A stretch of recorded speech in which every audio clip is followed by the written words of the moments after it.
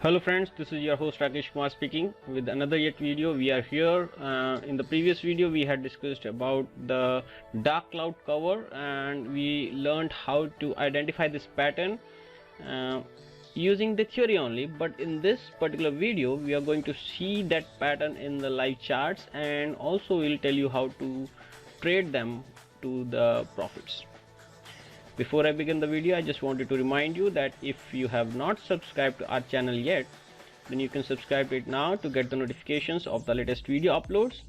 And if you find this video useful for you, then don't forget to press the subscribe button and also the like button below the video. But before we begin, let us have a look at the risk disclaimer. It states that the futures, stocks and the options trading involve substantial amount of risk. Your capital is at risk, the losses can exceed the investment, the information is provided as is, and the user of the information assumes the entire risk of any use it may make or permit to be made. So let's get started.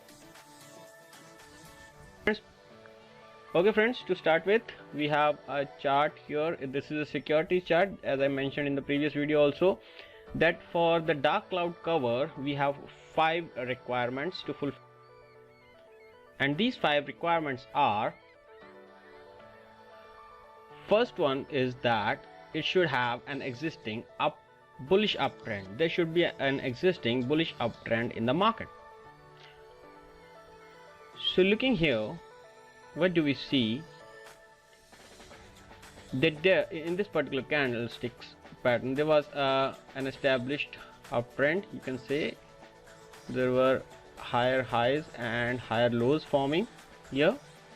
So there was an uptrend, slightly uptrend, and in this particular series here there were 4 bullish candles. Okay, now the second thing that we need to see are, first is that an bullish candle within that uptrend. Yes, we got that candle here. We have got this candle here. This is the one we are talking about.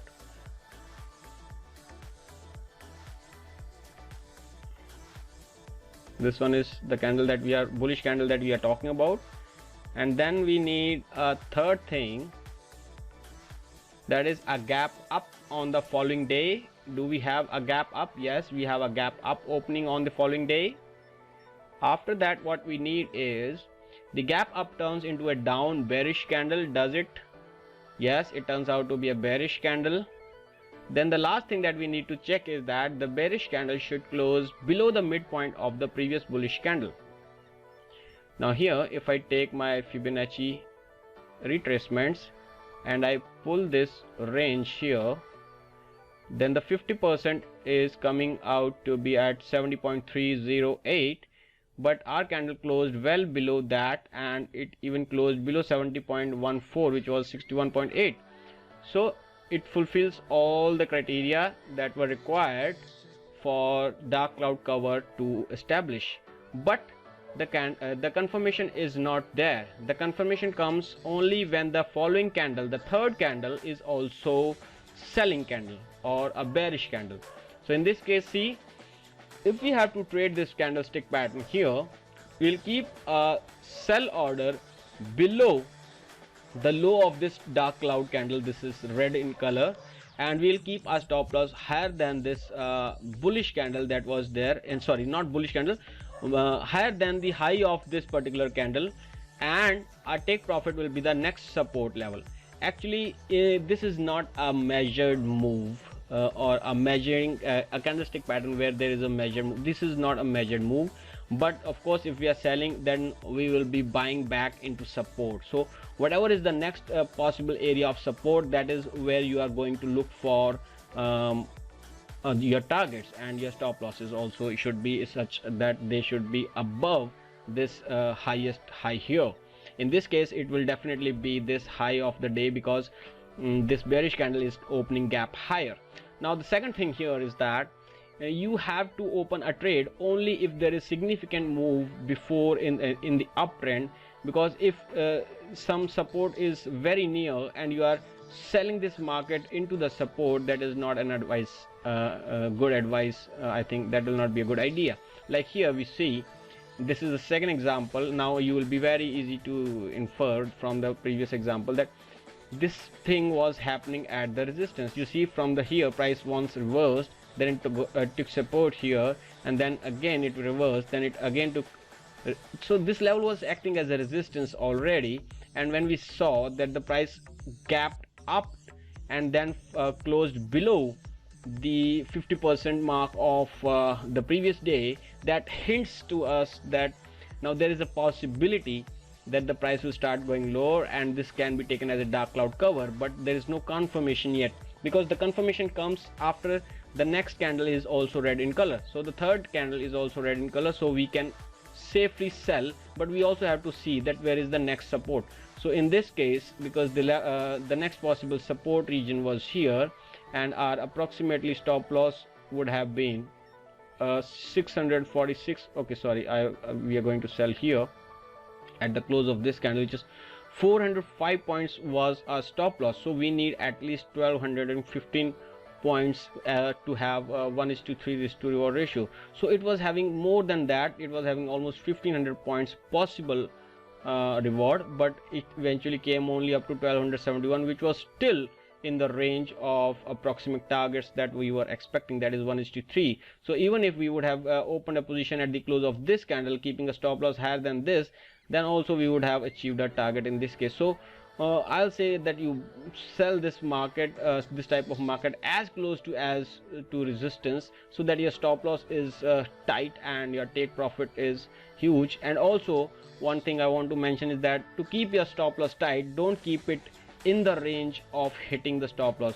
You should keep it higher than the high that has been occurring in the recent past, so that if that high is taken out and your stop loss is triggered, the market has changed its direction for sure. You don't want to get stopped out and then market moving in your direction. That is not a good trading, I must say. Now looking at the Amazon, what has happened, I think AEP is what example we have seen. This is the last example from the Amazon. Now this is there was this advance in the up trend, and I will say this was the recent support, and after this was the support. So what was happening here? We had a bullish candle, next day there was a gap up, and then it began selling and closed the day below the half of this previous day. It is very much easy to identify from here, but the problem here is that the next day there was no sell off. You see, there was no sell off, but it was an inside bar, so the trade never actually occurred, the trade never took place. Because what are we doing here is that we are keeping a stop sell order below the low of this one. So till the time this is not triggered, we are not sold yet, and our stop loss is going to be a bit higher than this one. So in this case, if we had a stop loss of around 4155 points,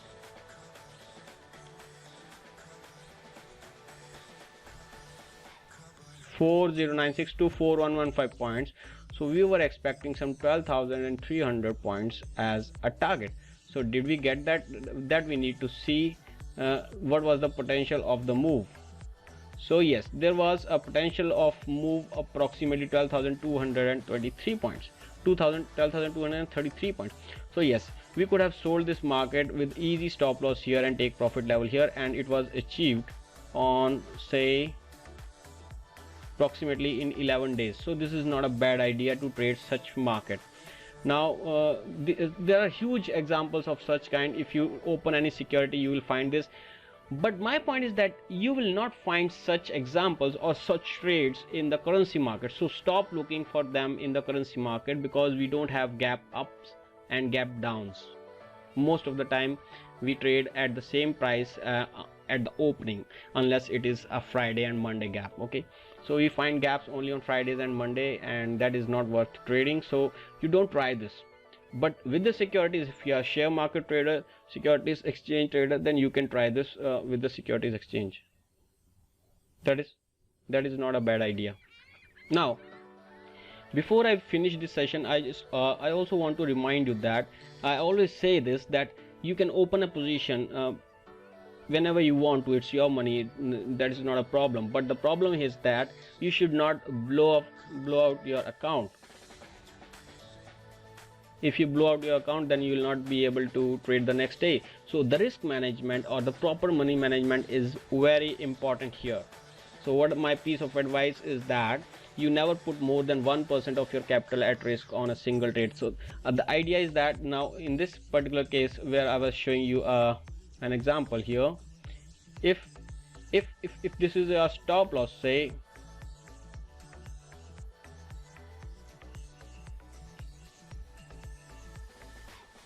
if say this was your stop loss here, if say this was your stop loss of 4150 points, 4150 was your stop loss. So if your stop loss gets triggered in this case, you should not lose more than 1% on your capital. You have to adjust your position size in such a way. So how many shares of Amazon you are going to buy, that you have to select, or that you have to adjust in according to 1% should you lose in case your stop loss gets triggered.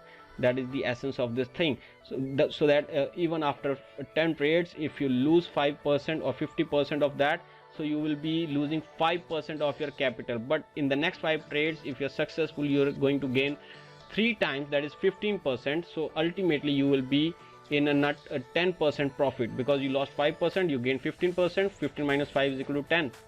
So you will take position only if there is a potential of 3 times the risk that you are going to take. So if there is no potential of the market, so assume that the next support was at this level, assume that the next support was at this level. So here we had a risk of almost 4000 points, 4150 points, and there was a potential of going to only 6920 points. So 6900 points. So this was less than even 2 times of what I was risking. So I would have not taken this position. But since I was thinking that this is the potential move, this is the previous support, so this is where the price will go if it starts falling. So that was a good planned decision. So you enter this trade only if you think that this is the next support. If the support is near, don't enter this trade, because the market is going to give you opportunities more or less every day. So you don't waste your money on these positions where you don't have at least 3 times the reward that you are going to risk. Okay friends, with this note I will end this video. I would love to see your comments in the comment section, and any questions if you have for me, I would love to answer those questions for you guys.